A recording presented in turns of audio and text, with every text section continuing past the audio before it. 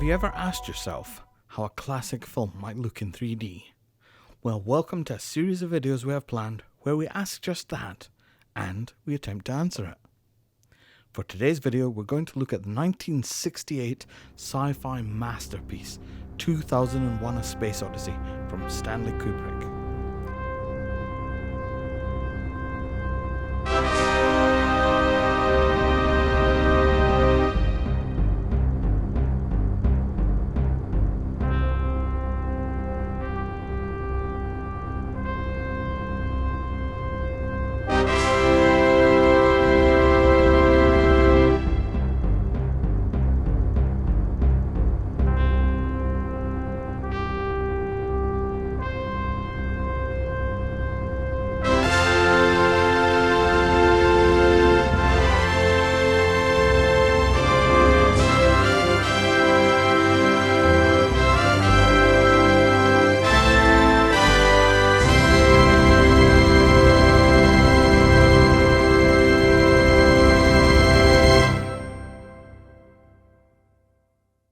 Stanley Kubrick's 2001: A Space Odyssey is widely regarded as one of the most visually meticulous films ever made. Celebrated for its groundbreaking effects, precise composition, and hypnotic sense of scale, the film remains a benchmark for cinematic craftsmanship. But what might 2001 look like if it was carefully converted from 2D to 3D using modern stereoscopic techniques? Handled with sensitivity and restraint, 2D to 3D conversion could enhance the film's already profound sense of space, depth and isolation, while preserving Kubrick's uncompromising visual intent. Unlike fast-cut action films, 2001: A Space Odyssey is defined by long takes, symmetrical framing and deliberate pacing. These qualities make it particularly well suited to stereoscopic depth, while there is ample time to luxuriate in the immersive 3D. In a 3D presentation, the vast emptiness of space surrounding the spacecraft, such as Discovery 1, could feel even more immense. The black void beyond the frame would stretch far into the distance, reinforcing the film's themes of insignificance and cosmic scale.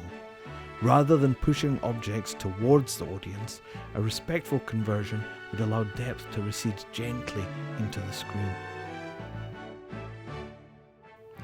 Kubrick's use of large-scale miniatures and in-camera effects is one of the film's defining technical achievements. These practical elements are ideal candidates for stereoscopic enhancement. In 3D, rotating spacecraft and docking sequences could gain a heightened sense of physicality. The famous Pan Am shuttle approaching the space station would appear more volumetric, with distinct layers separating the foreground, hull, mid-distance station structure, and distant stars. The added depth could reinforce the film's documentary-like realism rather than detract from it. Importantly, modern conversion techniques allow for precise depth sculpting that respects original lighting and contrast, avoiding the artificial cutout look associated with poor conversions.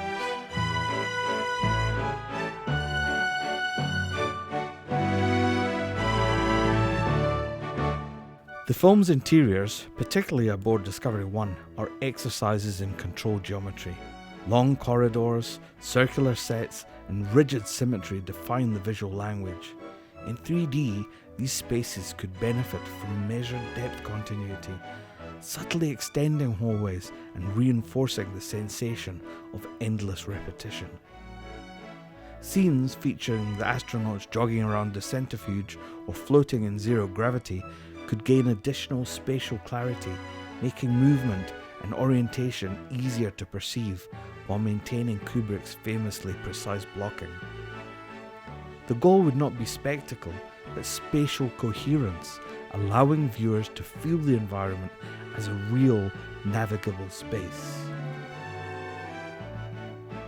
HAL 9000, the film's quietly menacing artificial intelligence, is represented primarily through static camera lenses and calm, emotionless framing. In 3D, HAL's iconic red eye could gain a subtle sense of dimensional placement within the frame, increasing its psychological presence without altering its minimalist design.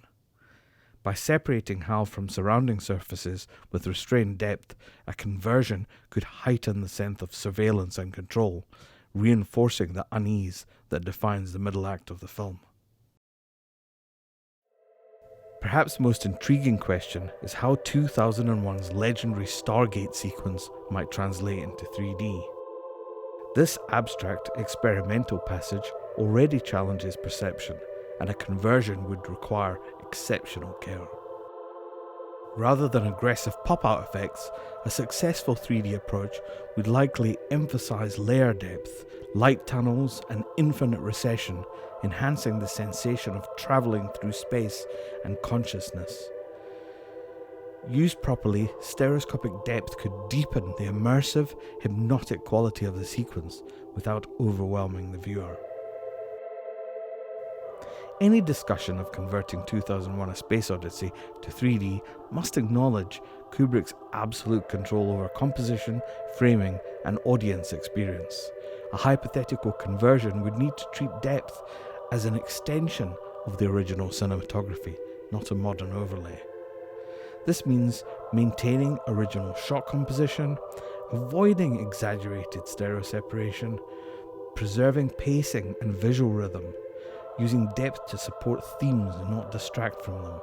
When applied to this philosophy, 3D becomes a tool for immersion and contemplation, not novelty.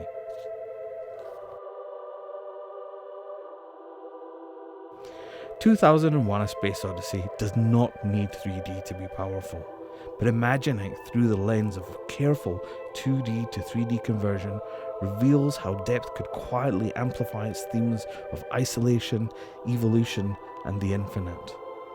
When approached with reverence and technical precision, 3D has the potential to deepen, not redefine, Kubrick's vision. For audiences, it could offer a new way to feel the vastness of space and time. For filmmakers and studios, it serves as a reminder that the best 3D is often the kind you barely notice at all.